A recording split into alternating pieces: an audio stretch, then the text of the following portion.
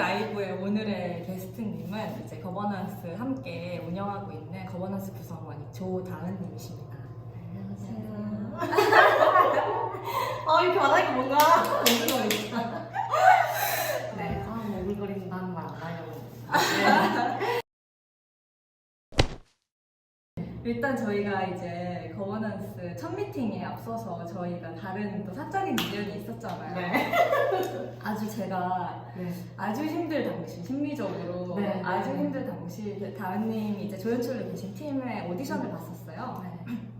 그래서 힘든 모습을 보여주고 저는 오디션이 떨어지고 이 작업은 이제 다음 주에 올려진다고 합니다. 네, 맞습니다. 그 팀이 이제 다은 씨가 주 활동 그 팀인 거죠? 주 활동 팀이라기보다는 연이 좀 계속 닿아서 하게 된 거고, 저는 저만의 작업 정말요? 팀이 있는데 1인 작업팀이었어요. 네. 그러면 다은님이 출연하시나요? 아니면? 제가 출연을 할 때도 있고 안 할 때도 있는 것 같은데, 보통은 좀 약간 관찰자적인 입장에서 출연을 하는 것 같아요. 관찰자적인 입장에서 출연을 하시는. 네, 그러니까 제가 제가 지난번 작업 같은 경우에는 저를 대신하는 배우가 무대 위에 섰고요. 하지만 저희 아버지도 그때 무대 위에 계셨어서 제가 그 둘을 연결하는 역할로서 등장을 했었고, 다음 작업도 아마 제가 출연하게 될 것 같은데, 그러니까 어떤 연기를 뭔가 우리가 생각하는 어떤 제한적인 연기를 하는 건 아니고, 저 조다은으로서 무대 위에 어떻게 존재하고 그 위에 있는 사람들과 어떻게 만나고 관객들과 어떻게 만날 수 있을지 고민하면서 출연하는 것 같습니다. 팀명이 있나요? 네, 팀명이 있는데 너무 어려워서 아로웍스라고. 네, 어떤 극단이나 이런 이름 붙이지는 않고요. 그러니까 다양한 작업들을 하고 싶고 그 작업들이 그냥 연극이라는 이름 안으로 기결되는 거는 좀 지향하고 싶다는 생각에서 지향하고 싶다. 네네네. 웍스라는 이름을 작업들이라는 걸 지었고요. 그 아로색이다의 아로를 갖고 와서 제가 앞으로의 내가 알지 못하는 미지의 세계들, 내가 듣지 못한 세계들에 대한 것들을 더 많이 알아가고 싶다, 잘 알아가고 싶다는 뜻에서 아로웍스라고 지었습니다. 공연을 몇 편 정도 아로웍스가 이제 이력이 있죠? 한 편이요. 네. 아버님이 함께 출연하셨던 그 네, 맞아요. 언제 하셨었어요? 작년 6월 말에서 7월 초에 했던 것 같아요. 저의 첫 데뷔이자 뭐 그런 거였죠. 네. 첫 작품을 올리고 난 뒤에 네. 어떠셨어요? 학교 내 말고 교내 말고 외부에서의 첫 제 연출작이라는 생각에 막 엄청 막 다르다, 뿌듯하다 이런 건 없었던 것 같아요. 하나 끝냈다 약간 이런 느낌도 있었고, 사실 저한테 이 작품이 의미가 좀 있었던 건 저희 아버지가 같이 했던 거고, 저희 아버지가 20살 전에 30년 전에 연극영화과를 삼수를 해서 준비해서 결국 떨어지셨거든요. 나름 그거에 대한 꿈이 있으셨는데 그 꿈을 아버지랑 같이 이제 항해해볼 수 있어서 좀 재밌었다, 뜻깊었다 그런 느낌이 났어요. 되게 그러니까 아버지가 되게 자주 나오시잖아요. 맞아요. 네, 그 이쪽 길로 접어들게 된 어떤 아버지의 영향? 그러니까 여기까지 오게 된 경우, 청년예술청에서 거버넌스 구성원까지 오게 된 어떤 관심의 이동? 이런 것들을 조금 말씀해 주실 수 있으신가요? 사실 아빠가 저한테 준 영향은 따로 없는 것 같아요. 어느 날 갑자기 뭔가 꽂혀가지고 연극하고 싶다라고 생각했고, 어느 날 갑자기요? 네, 정말 어느 날 갑자기 어떤 유튜브 영상을 보다가 어떤 뮤지컬 한 장면이었어요. 네, 그 장면 보고 내가 해야 되는 게 이거구나라는 생각이 들었어요. 한 몇 개월간 스스로 혼자서 고민하고 하다가 왠지 반대하실 것 같은 생각. 근데 이제 딱 말씀드렸는데 아빠가 피는 못 속인다, 그런 얘기를 하시더라고요. 응원도 많이 해주셨고, 중학교 4학년인가 고등학교 때부터 계속 이제 대학로 전전하고 이러면서 알아보러 다니고 공연 보러 다니고 알바하면서 돈 모으고 공부하고 이렇게 했던 것 같아요. 이걸 하기 위해 되게 치열하게 살았다라고 생각해요. 고등학교 때요? 아니면? 고등학교 때부터 쭉 계속 그렇게 했던 것 같아요. 제가 할 수 있는 한에서는 뭔가 열심히 하려고 했던 것 같고, 그리고 저를 이끌어 주셨던 선생님이 한 분 계세요. 아버지의 친구분 중에는 입시를 성공하셔서 학교로 가신 분이 계셨어요. 그 삼촌의 후배 분이 이제 가르치는 일을 하고 아. 계셨어가지고 그분 통해서 좀 연극을 처음 접할 수 있게 되었고 연극을 사고하고 만나는 것에 대한 첫 틀 같은 걸 제공해 주셨던 분이었거든요. 큰 의지가 되었던 선생님을 통해서 계속 작업을 뭔가 시작해 볼 수 있는 어떤 틀을 만들 수 있었던 것 같고 그 뒤에는 이제 학교에 와서 좋은 스승님을 만나서 제가 스승이라고 부를 수 있는 사람 인생에 진짜 정말 없다고 생각하는데 스승님을 만나서 아 계속 이걸 할 수 있겠다라는 자신감이라는 게 생겼고 그 뒤로 졸업하고 또 2년이 되어서 그 스승님과 함께 네, 그분이 이제 경선 연출님이신 네, 그렇게 해서 계속 작업을 했고 저만의 창작 음악도 계속 찾기 위해 노력하고 있는 것 같습니다. 네. 진행하고 계신 프로그램도 네. 그 진진진이라고 해서 네. 뭐였죠? 진입할 건지 진입했는지 진입하고 있는지 네네네. 약간 딱 그 말 안에 학교를 거치지 않으면 예술씬에 진입이 불가능할까? 네. 왜냐면 사실 저는 그런 케이스를 한 번 딱 봤거든요, 우리나라에서. 학교를 가라는 충고가 이쯤 되면 현명한 충고가 아닐까? 이런 생각이 드는 맞아요. 와중이었거든요. 네. 그래서 그 프로그램 안에서는 어떤 시간을 보낼 것인지. 이번에 진진진에서 고민하고 있는 건 학교를 졸업하고 졸업하지 않고 어떤 엘리트 코스에 대한 초점이 맞춰져 있는 것은 아니고요. 학교를 나왔든 나오지 않았든 어쨌든 예비예술인이나 청년지원 사업 첫 단계를 밟았는데 그 뒤에 앞으로의 향후 프로젝트를 이어가는 데 있어서 어려움을 겪고 있는 사람들에 대한 이야기로 초점을 넘어가긴 했어요. 근데 유라님 말씀해 주셨던 부분도 제 아주 큰 관심사기는 해요. 처음 작업을 시작하는 데 있어서 어떤 시인이라고 해야 되나? 어떤 리그 안에 들어오는 데에 있어서 아예 그 문턱 자체가 좀 낮은 것 같은 거예요. 근데 그 문턱을 넘는 프로그램들은 어느 정도 있다고 생각을 했고 사실 그것 또한 또 다른 문제이긴 하죠. 잘 모르긴 하지만 시각이나 이런 혼자 할 수 있는 부분에서는 할 수 있는 부분이 있지 않을까라고 생각이 들었는데 무용이나 연극처럼 협력예술이다 보니까 같은 팀을 만나야 하고 그 팀을 만나고 이루는 데 있어서 큰 노력과 품이 들고 그러기까지에는 나를 증명할 수 있는 코스들이 준비되어야 하는데 그것들이 다 모두 학력으로 이제 되는 경우가 많아서 그것들이 좀 아쉽게 느껴지는 부분들이 있죠. 주변에 어떻게 연극을 시작해야 하나요? 라는 문의들이 있거나 질문들을 받으면 학교를 들어야지. 저도 그거밖에 할 말이 없는 거예요. 맞아. 그렇지 않은 사람들을 본 적이 되게 드물고 네, 맞아요. 내가 사실상 그 코스를 갔기 때문에 네. 저도 그런 것 같아요. 네, 기술이잖아요. 기술이기도 하고 근데 그 기술을 익히려면 학교라는 방법밖에 없는 건가? 라는 생각도 계속 많이 들고 다른 이제 방송연예과를 하시다가 현대무용을 넘어보신 분을 봤는데 그거에 대한 어떤 갈구함이 있으시더라고요. 정식 코스를 밟지 않았던 것에 대한 어떤 갈구. 물론 연극의 경우에서 봤을 때 연극영화과를 나오지 않았지만 활동하신 분들이 꽤 있거든요. 그분들 또한 소위 인서울 명문대를 졸업하시고 뭔가 학력이 뒷받침돼야 진입하기가 좀 쉬운. 좀 환영받는. 네 맞아요. 네네네. 제가 그 청년예술청 그 우리 거버넌스 심사를 봤을 때 다은 씨는 면접에서 어떤 질문을 받았는지 모르겠지만 하루 일과가 어떻게 되세요? 이런 질문을 받았거든요. 그 질문 받으셨어요? 아니요 저는 아. 못 받았어요. 문득 그냥 다은 씨가 항상 에너지가 돌고 네. 그러니까 약간 뭐라 피가 돈다 그럴까? 저 사실 되게 피가 많이 빠져 있잖아요. 약간 창백하잖아요. 네네네. 다은 씨 보면 항상 이제 얼굴에 피가 돌고 되게 에너제틱하고 공감을 할 에너지가 지금 이 사람 몸에 있고 의사소통이 원활하다 이런 느낌을 제가 많이 받았거든요. 네. 그래서 그 하루가 어떻게 되시는지 한번 말씀해 주세요.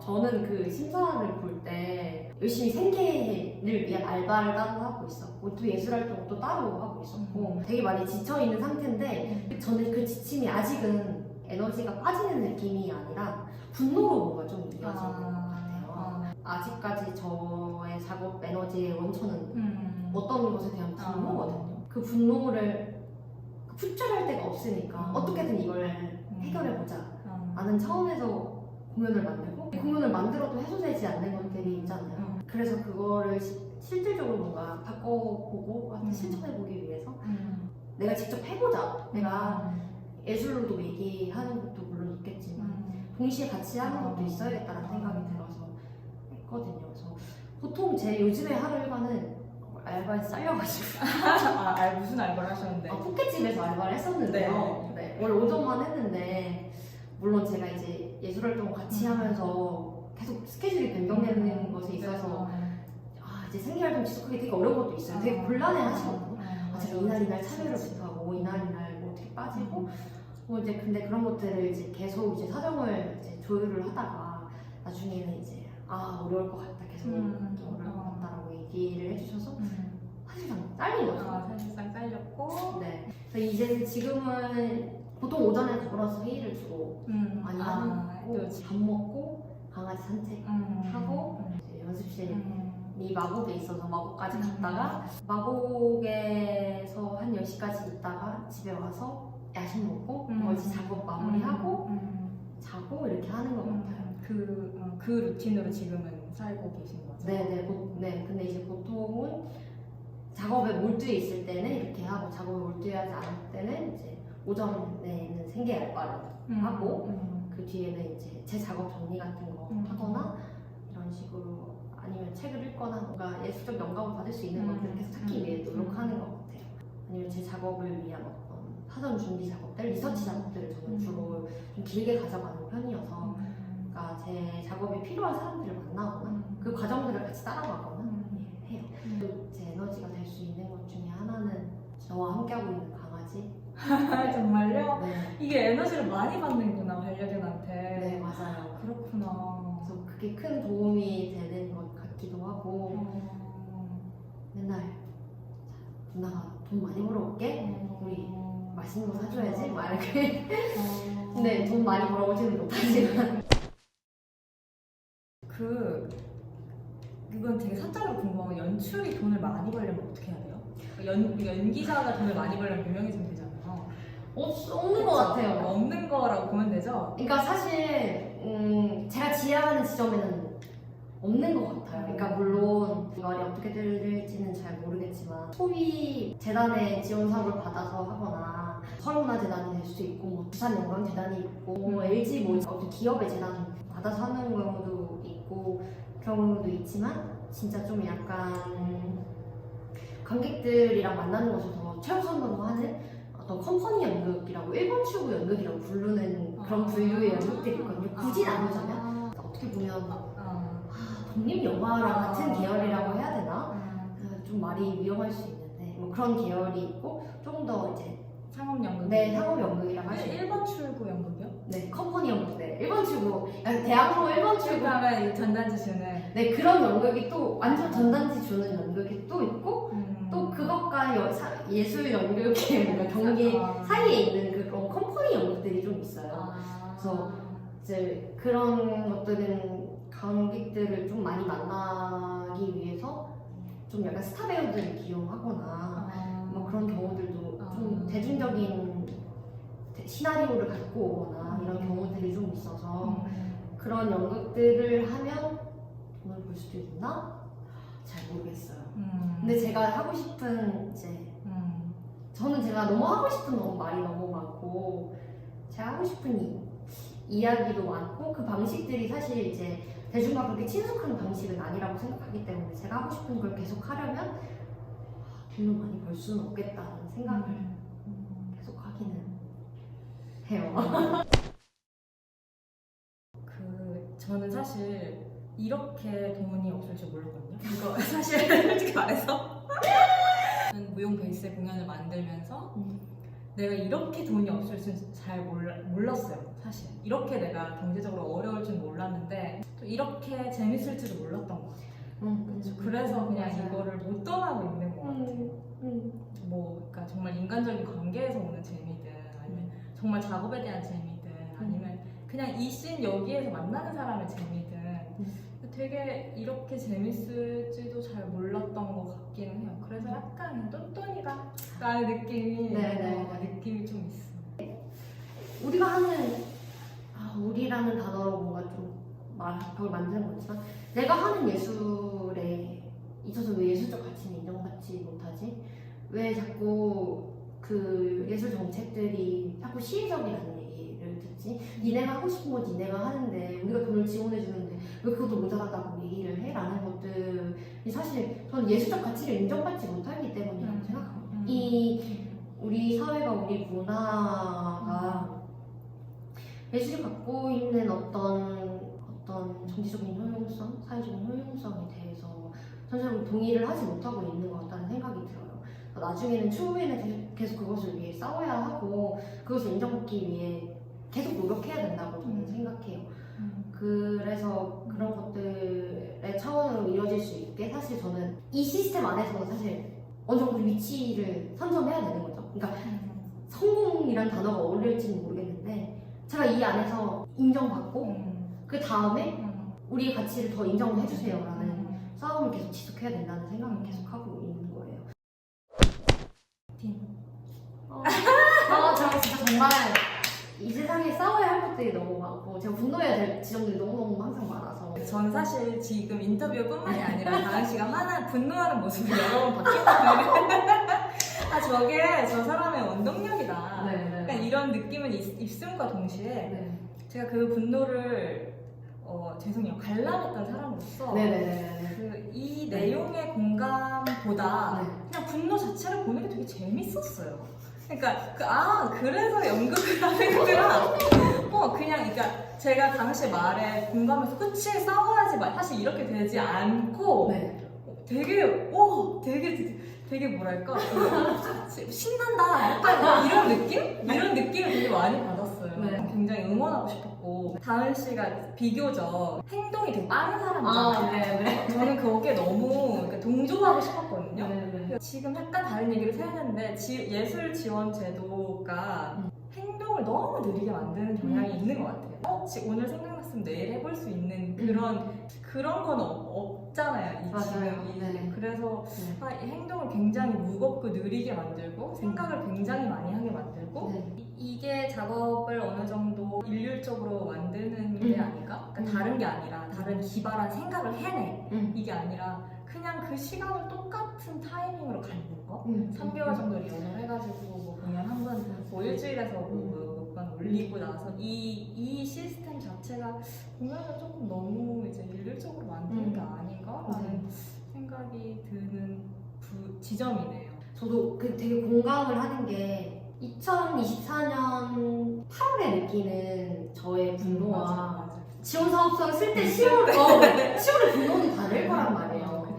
그 8월에 내가 느꼈을 때 어떤 시간적인 흐름이랑 공간적인 흐름이 10월에는 분명히 바뀌어져 있을 텐데 물론 그걸 기록해 놓는 것도 물론 중요하고 하지만 작업을 바로 시작할 수 없잖아요. 일단 저는 연극 베이스라서 그런지 함부로 사업을 시작하기가 어려워요. 그러니까 제가 마음 먹어서 시작을 하기가 되게 어려워요. 그러니까 되게 시간과 돈과 품이 많이 드는 일들인데 이게 사실 그게 자본이 베이스로 되지 않으면 시작하기 되게 어려운 것들이 많단 말이에요. 만약에 선정 결과 받고 되면 1월에 1월 이월이잖아 다행이다 이제 시작 이렇게 하고 다 같이 와르르 막 10월 11월에 다 공연을 올리고 그런 과정들이 똑같이 이제 이때쯤에 다 끝내서 보고서 올리고 이런 것들이 되게 필요하구나. 근데 뭐 어쩔 수는 없지만 대의적이다라는 생각이 들거든요. 연극이란 장르가 그런 건가? 저한테도 어떤 야망이 있겠지만 저는 약간 그냥 조촐하게 2시간 우리가 정말 즐거운 시간을 보내자 그 정도의 생각을 주로 하거든요. 그래서 원래 어렸을 때도 그러셨나요? 그러니까 골목대장이었어?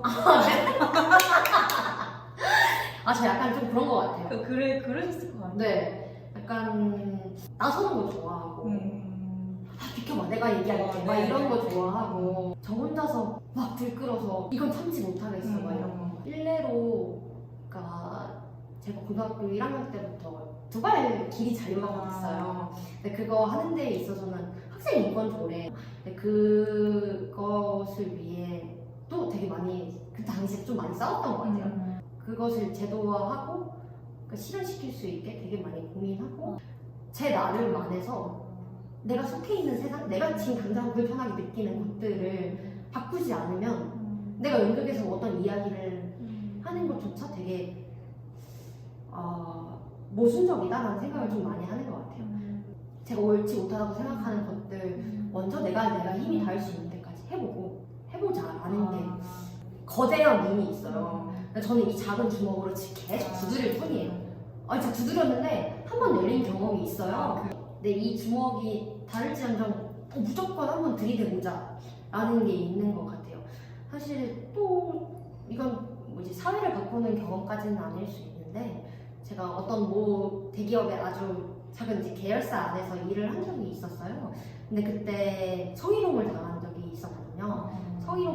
성폭행까지는 아니고 어쨌든 강제 추행 같은 걸 당한 적이 있었는데 제가 너무 제 스스로 너무 분노가 되고, 그러니까 어쨌든 그 위계폭력 안에서 발생한 사건이었어서 보통 그 회사 측에서 인사팀에서는 이거를 좀 무마시켰으면 좋겠다 이런 식으로 압박이 들어왔는데 저 진짜 아무것도 모르는 그때 22, 23 정도였는데 저 이거 끝까지 싸우고 저는 이거 어떻게든 언론사에서 알리든 뭐든 어떻게 해서 끝까지 싸울 거다. 저는 이거 부당하다고 생각한다 라고 얘기해서 싸웠고 그 뭔가 일례를 바꾸고 했던 경험이 있었어요. 그때도 좀 뭔가 그래 내가 얘기하면 내가 끝까지 얘기하고 물고 늘어지면 그러니까 어떤 사례를 만들 수 있고 그 사례를 통해서 어떤 사람이 또 용기를 낼 수 있구나 라는 생각이 좀 들었던 것 같고 그게 저한테도 어떤 에너지 자원이 된 것 같아요.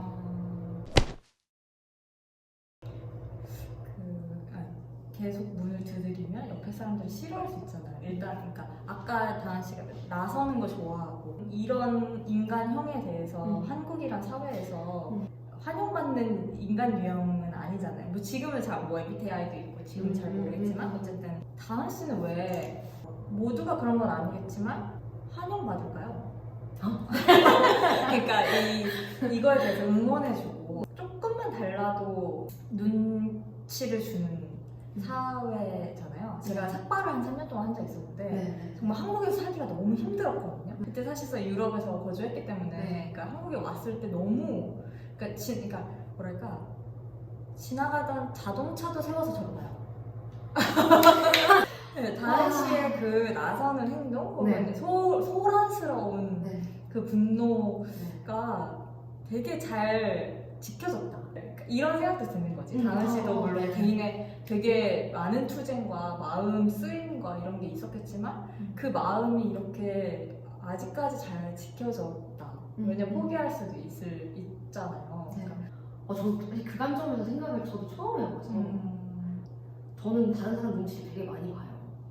안 그런 것 같지만 왠지 안 보는 척 하면서 얘기를 다 많이 하는 편이고 제 옆에 그걸 지켜주는 좋은 어른들도 있었던 것 같기도 해요. 제가 이런 목소리를 낼 때 그래 네가 맞아 너와 함께 해줄게 이렇게 독려해주고 지지해주는 어른들도 있었고 내가 너 옆에서 같이 목소리를 내지는 못하지만 너의 뒤에 너와 목소리를 함께하는 내가 있어 라고 얘기해주는 동료들도 있었고 공감과 지지를 많이 받았기 때문에 인 것 같아요. 그리고 또 제가 이거 맞지 않아? 항상 흡수하고 다녔던 것 같아요. 그 행동이 또 열심히 하고 다녔던 것 같기도 하고 그러니까 제가 어떤 그런 것들을 호소하던 그 시점에 사회적인 흐름이 그걸 지지해줄 수 있을 만한 흐름으로 흘러갔던 것 같아요.